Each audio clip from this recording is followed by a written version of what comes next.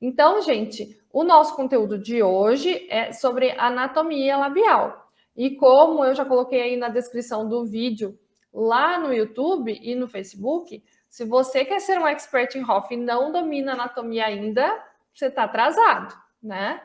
Então, hoje tem esse conteúdo de anatomia labial, porque um dos procedimentos que é um dos primeiros assim que os pacientes fazem também é preenchimento labial, disparado na frente de toxina, mas o preenchimento labial também tem seu espaço. Então, a gente precisa, como profissional de harmonização, dominar realmente a anatomia do lábio, porque é uma região muito fácil de ter intercorrências, muito mesmo, tá? O primeiro procedimento disparado na frente da entrada do paciente no mundo da harmonização facial é a toxina, tá? Mas cada vez mais, muita gente também vem entrando no mundo da harmonização através do preenchimento labial. Eu canso de ver, gente, anúncio de curso de, como é que fala? Preenchimento facial básico. Lábio e bigode chinês. Gente, de básico isso não tem nada, tá? Por quê? São duas regiões que são muito frequentes intercorrências, muito frequentes. Então, se você que quer se tornar um expert em HOF, que já atua na harmonização, você tem uma tarefa de casa, assim, um dever, sabe? Que é dominar a anatomia das regiões que você trabalha. Porque pense comigo, a gente enxerga o paciente, né, a pele dele, assim, o rosto dele, a face dele. E a gente não trabalha nessa região. A gente trabalha lá na profundidade. A gente trabalha lá onde a gente não está enxergando. Então, você tem que saber o que tem lá dentro, até para evitar acertar certas estruturas anatômicas ou para efetivamente colocar o teu material, bom dia, Linéia, numa região certa, né? Então, requer muita responsabilidade e requer, sim, muito conhecimento, tá? Então, hoje a nossa live é sobre anatomia labial. Por quê? Porque eu decidi fazer essa live lá em dezembro ainda, tá? Porque surgiu um caso aqui de uma profissional que atendeu uma paciente e, infelizmente, fez uma intercorrência vascular no lábio dessa paciente. E sabe o que aconteceu? A paciente voltou lá e ela falou que ela tinha que procurar atendimento médico, porque ela não sabia o que fazer. Atendimento hospitalar, porque ela não sabia o que fazer. E, gente, não dá, tá? Não dá. Porque quem faz preenchimento precisa saber resolver qualquer intercorrência. Então, o primeiro passo para você saber resolver a intercorrência ou evitar de ter uma intercorrência é o domínio da anatomia labial. E por que eu disse para vocês que o lábio é uma área que dá muita intercorrência? Porque é uma área que é considerada simples no geral, tá? E de simples ela não tem nada. Então vamos entender um pouquinho como é que funciona. Tô aqui com o meu checklist do lado para não esquecer nada, tá? E o que o lábio tem? Então ele tem o contorno labial, que é a divisão, né, entre a parte cutânea do lábio, tá? Então o lábio ele começa aqui, ó, bem na base do nariz, tá? E ele tem aqui essa parte que a gente chama de buço e tudo mais, vai fazer, né, depilação do buço. Ele é a parte cutânea, é a parte de pele do lábio, tá? E aí, o contorno do lábio vai dividir a parte de pele com a parte mucosa do lábio, que é o vermelhão labial. O vermelhão labial, então, é uma parte mucosa. No lábio inferior, então, a gente tem a parte do vermelhão, que é mucosa, e a gente tem a parte de pele que vem até aqui, ó, esse sulquinho aqui no nosso queixo. Tem pacientes que têm esse sulco mais profundo, outros nem tanto, né? Mas é essa parte de pele aqui. Então, o que a gente observa? Que essa parte de pele no lábio inferior, ela é bem menor. E aí já fica uma coisa para a gente reparar na questão do envelhecimento do paciente. Veja bem, quando o paciente envelhece, seja qualquer que for, né, a coisa, quando o paciente envelhece, o vetor de envelhecimento, de cima para baixo, de trás para frente. Então, é nesse sentido, assim, certo? Nesse sentido. E o que puxa, além, né, do desabamento facial, da flacidez, de todas as situações que acontecem no envelhecimento? O que tem uma força o tempo inteiro puxando a gente para baixo, para ficar grudado na terra? A gravidade. E a gravidade vai puxar essa parte aqui, ó, do lábio superior sempre para baixo. Então, essa parte cutânea de lábio, ela vai aumentar com o envelhecimento. Então, já fica aí uma diquinha para vocês. A parte cutânea labial aumenta com o envelhecimento. E se você for fazer um preenchimento labial com uma parte cutânea muito grande, a impressão visual, o efeito óptico que isso vai ter é de que a parte cutânea está maior ainda. Então, você vai acentuar o envelhecimento do teu paciente. Então, liga um alerta. A medida máxima para fazer um preenchimento labial na sua paciente, no seu paciente, é 1,5 cm. Passou de 1,5 cm de parte cutânea do lábio superior, tem que fazer cirurgia de lip lifting. Se o paciente quiser, né? Obviamente, ele é livre. Mas a indicação é cirurgia de lip lifting. Não deve fazer preenchimento, porque você vai acentuar essa região que está evidenciando o envelhecimento.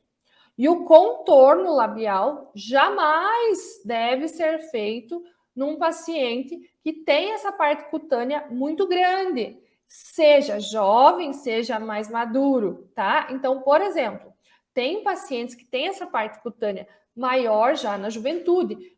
Chega a 1,5 cm? Não, não chega a 1,5 cm, mas visivelmente na foto, na tua análise facial, você já vai ver essa parte cutânea mais comprida.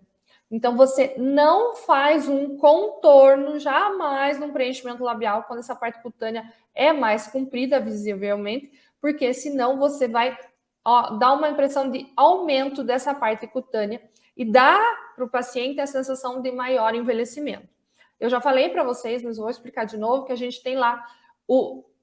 Já vai, Carla, já te respondo. A gente tem lá o cérebro primitivo, e o cérebro primitivo ele faz leituras, né, faciais. Então, quando o paciente tem um afundamento de têmporas, né, ou quando o paciente tem uma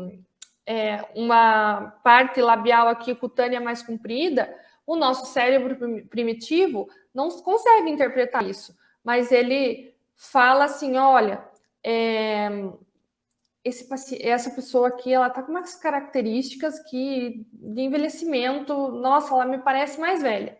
É isso que o cérebro primitivo interpreta, tá? Então, a gente não deve fazer uma impressão óptica de aumento dessa região. Deixa eu responder a Carla para a gente continuar. Deixa eu voltar agora. Cadê a pergunta dela, Jesus?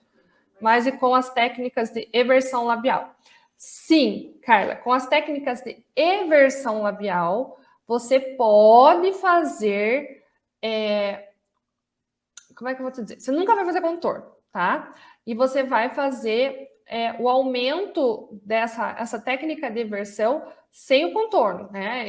Eu não sei qual técnica você usa, mas normalmente a técnica de eversão para pacientes mais envelhecidos são palitos paralelos, tá? Então, são palitos assim, ó, paralelos, nunca de contorno, tá? E mesmo que o paciente queira muito fazer um preenchimento labial para fazer eversão, se ele tem mais de 1,5 cm de lábio superior, a minha indicação é que você não faça, tá? Porque vai ficar pior, né? Vai ficar mais feio. E o nosso objetivo é deixar o paciente mais harmônico, não mais feio, certo? Se eu não expliquei direitinho, Carla, você me pergunta aí, tá? Não faço contorno. É isso aí, não faz contorno, tá? Mas 1,5 cm eu indico que você não faça nada no lábio. Porque se ele fizer a cirurgia de lip lifting, que é aqui, ó, ele já vai conseguir uma eversão labial só com a cirurgia, tá? Próxima coisa que a gente tem que analisar no lábio é o volume labial, tá? Então, o volume labial, a gente consegue avaliar ele com o paciente de frente, obviamente, mas o melhor é avaliar o paciente de perfil, tá? Por quê? Porque o volume labial, ele guarda uma proporção no paciente de frente. Então, a proporção ideal seria a proporção áurea, né? Então, a gente considera 1, né, de lábio superior e 1,6 de lábio inferior. Mas, hoje em dia, existem algumas vertentes. Então, existe essa do lábio ser um pouco superior ser um pouquinho menor que o inferior, mas também existe a proporção de 1:1, tá? Então, o ideal para a gente analisar o volume labial do paciente é realmente o perfil, porque você não vai estar avaliando altura labial, mas sim a projeção labial, que é muito importante, tá? E a projeção labial, o volume labial, ele é melhor avaliado quando você faz medidas com outras estruturas, como o pontinho subnasal aqui na base do nariz e o pontinho de projeção do mento, tá? Então, a gente traça uma linha ali, que agora eu não me lembro o nome da linha, mas a gente traça uma linha aqui, tá? E vê se esse lábio tá mais para frente, tá para trás, se o lábio superior tá mais para frente, mais para trás, lábio inferior mais para frente, mais para trás, para conseguir ver se esse lábio está com volume adequado ou se a gente precisa atuar. Quando eu falo para vocês de anatomia, eu sempre falo que não é anatomia decoreba, é anatomia aplicada à prática clínica. Então, faz diferença eu saber ou não o nome do meridiano que passa ali? Não faz. Basta saber que eu preciso traçar uma linha aqui para avaliar esse lábio, tá? Mas depois eu falo para vocês qual é o nome certinho, quando me lembrar, tá? E aí, outra coisa que a gente avalia num lábio. Isso a gente precisa avaliar antes de fazer qualquer preenchimento ali. São os tubérculos. Então, nós temos um tubérculo no superior, que é bem aqui no meinho, e 2 tubérculos no inferior, que são aqui, ó, tá? E, normalmente, quando a gente faz um preenchimento labial, a gente tenta devolver esses tubérculos ao paciente. Mas, cuidado! Quando a gente tem um lábio natural, os tubérculos são pontos de luz. Não adianta você fazer uma bolota ali que não vai virar um ponto de luz, vai ficar realmente estranho no lábio do paciente. E tem alguns pacientes que têm o tubérculo muito apagadinho. Então, não adianta você tentar fazer um novo desenho de tubérculos nesse paciente, que vai ficar estranho e normalmente não combina com a face desse paciente. O paciente que tem um lábio fino, com os tubérculos mais apagadinhos, cuidado, não vá querer desenhar todos os tubérculos na primeira sessão de preenchimento labial, tá? Quando esse paciente se acostumar com o preenchimento, faça volume, o paciente acostumou e tudo mais, aí você pode querer desenhar o lábio.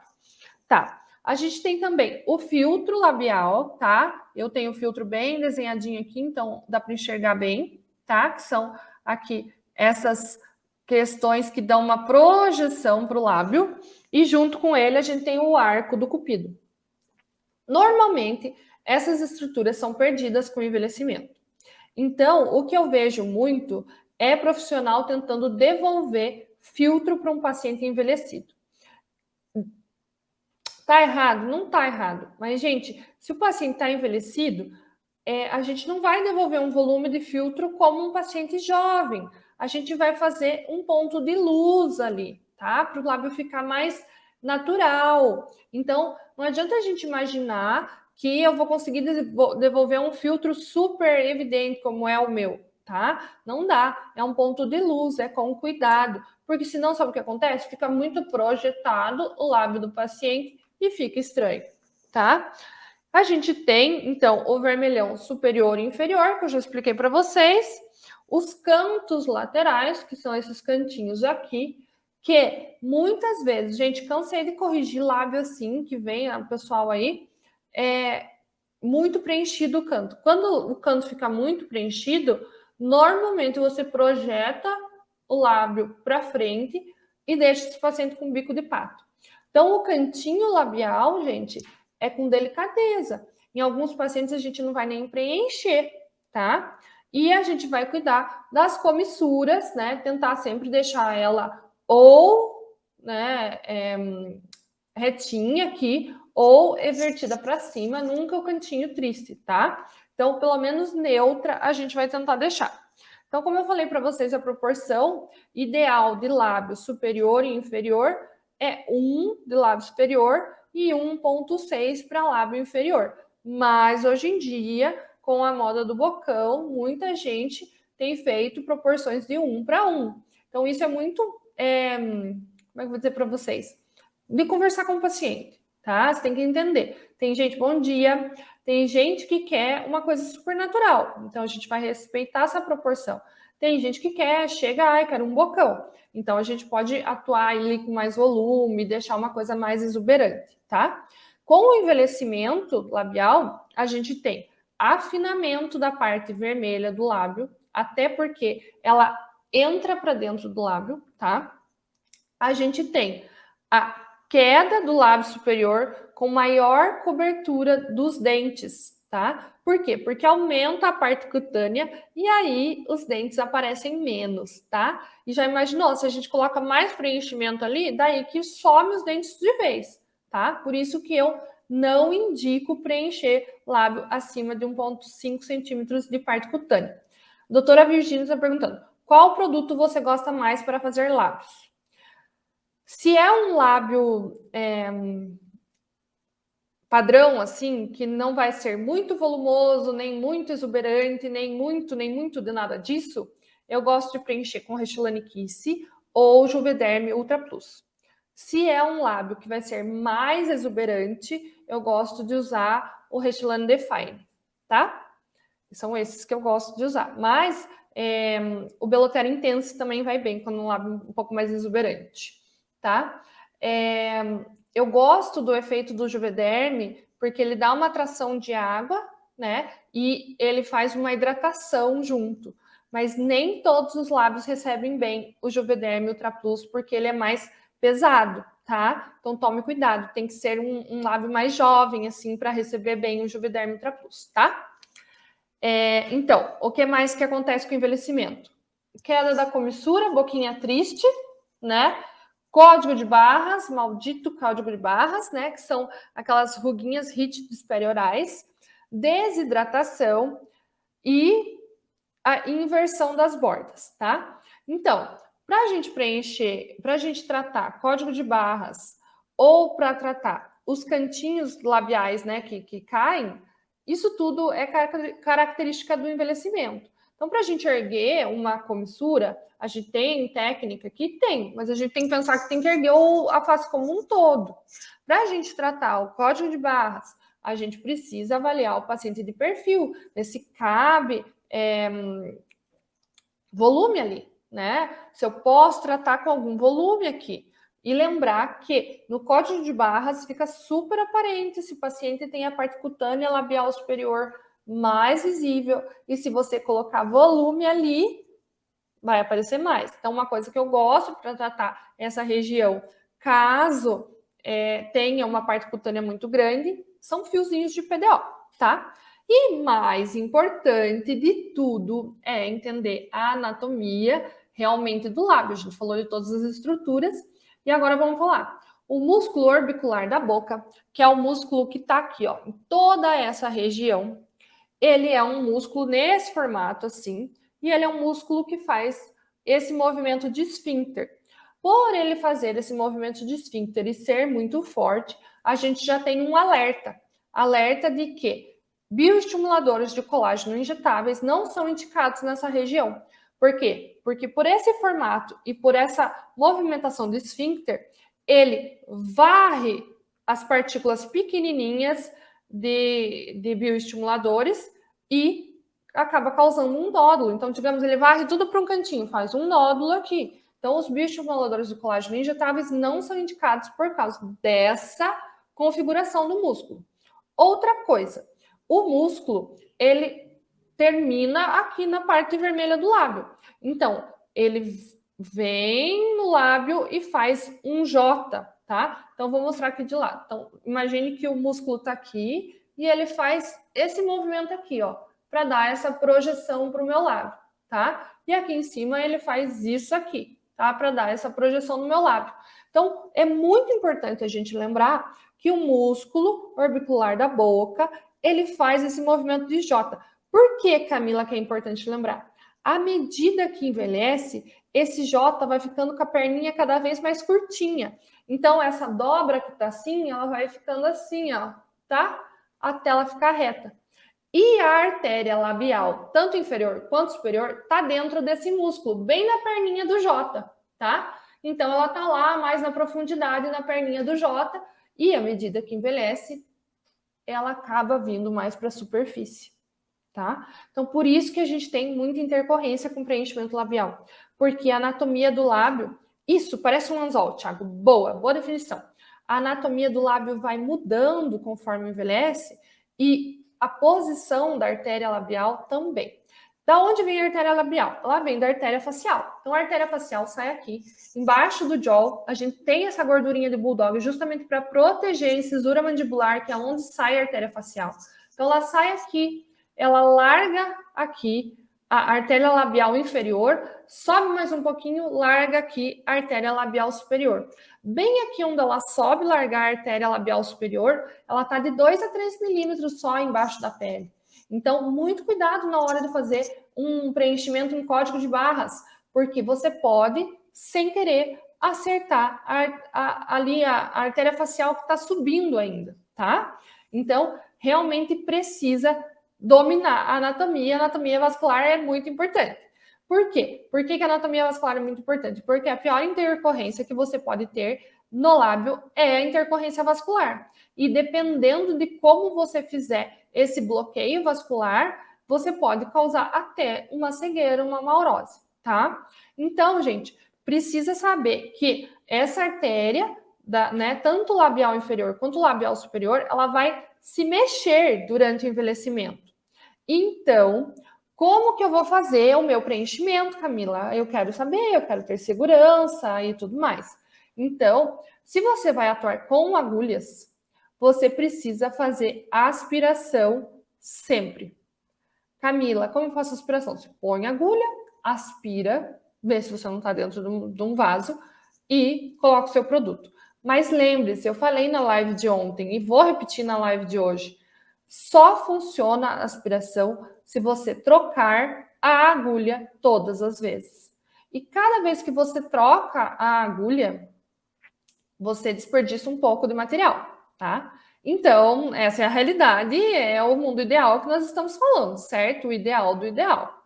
Outra coisa muito importante no lábio é que recentemente foram descritas alguns coxinhos, mini coxinhos gordurosos do lábio, tá? Que dão volume para o lábio. Inclusive, o tubérculo, né, não deixa de ser um coxinho de gordura. E esses coxinhos, eles são individuais, né? Eles são separados por septos. Então, quando você vai fazer um preenchimento labial, se você usar a agulha, tá? O ideal é que você faça o preenchimento de forma vertical, tá? Por quê? Porque você não vai estar ultrapassando esses septos, separando esses septos, né? Fazendo furos nesses septos. Eu estou indicando que você faça isso? Não, eu estou dizendo que esse seria o mundo ideal, tá? Mas como eu, Camila, gosto de fazer preenchimento labial com cânula, tá? Bem superficial, porque daí a gente não precisa colocar muito material, se for superficial. Tem uma chance muito maior de você estar na segurança, porque as artérias estão lá dentro desse anzol, dentro desse J muscular, tá? E mesmo com o envelhecimento que ela vem evertendo, ela não fica totalmente na superfície, ela fica mais superficial, mas ela não fica totalmente na superfície. Então, se você fizer um preenchimento mais superficial, tem chance de você ter muito mais segurança e faça com produtos que respondem bem à hialuronidase. Camila, como que eu vou saber isso? Qual produto responde bem à hialuronidase? Gente, tem muitos estudos. Tem um artigo de 2021 fazendo uma comparação entre 12 preenchedores, na hora que aplica, 15 minutos depois, meia hora depois, 1 hora, 2 horas, 3 horas depois, como que ele se comporta na presença de hialuronidase. De 1 unidade de hialuronidase, 15, 30, tá? Eu tenho esse artigo, me lembrem depois que eu falo o nome para vocês, que ele compara, e ali você consegue ver qual preenchedor responde melhor à hialuronidase, e assim você consegue ter uma segurança que se tiver alguma intercorrência vascular, você consegue sim reverter aquilo a tempo, tá? Eu me lembro assim de cabeça que o que reverte mais rápido é o Restylane Lift, tá? Os bifásicos são mais difíceis de remover, sim, tá? Mas veja bem, o Restylane, por exemplo, o Lift que eu tô falando para vocês, ele é bifásico, são 2 fases, e ele é o que melhor responde à hialuronidase, tá? E nesse artigo específico que eu tô falando para vocês. Então, mas assim, ó, o que a gente observa? Por exemplo, os que são bifásicos, tipo da linha Vycross, da Allergan, né? Voluma, Volift, Volbella, esses preenchedores, eles têm uma tecnologia diferente para primeiro degradar uma fase, depois degradar outra fase. Por isso que a duração deles é maior. Quanto mais tempo esse preenchedor dura no nosso organismo, consegue fazer uma correlação, que menos ele responde à hialuronidase. Porque o que degrada o preenchedor no nosso organismo? A nossa hialuronidase própria. Então, ele responde menos à hialuronidase, porque ele dura mais tempo no nosso organismo. Por consequência, ele vai responder menos à hialuronidase artificial, né? Que nem é artificial que a gente usa, mas é o nosso vidrinho de hialuronidase, tá? Nesse artigo que eu falei para vocês, eu lembro que o que melhor responde à hialuronidase é o Restylane Lift. Mas a gente tem também, ó, se a gente falar da linha Optimal Balance da linha da Restylane, a gente tem, se eu não me engano, o Restylane Refine é um dos que pior responde à hialuronidase. Então, gente, tem que conhecer também o produto que vocês trabalham. Eu trabalho com a linha da Restylane, Belotero e Juvederm. Então, eu conheço direitinho esses, tá? Mas eu não conheço. Ah, Camila, como é que o Renova se comporta? Não sei, gente. Eu não estudo o Renova porque eu não trabalho com ele, entendeu? Como é que o Perfecta se comporta, o Plurial? Não sei, tá? Eu precisaria ler a bula, ler o artigo, ver tudo que corresponde a esse preenchedor. Eu conheço muito para falar para vocês dessas 3 linhas que eu trabalho. Então, como acho que foi até você, né, Virginia, que perguntou quais preenchedores que eu gosto desses para o lábio porque eu sei que eles respondem bem.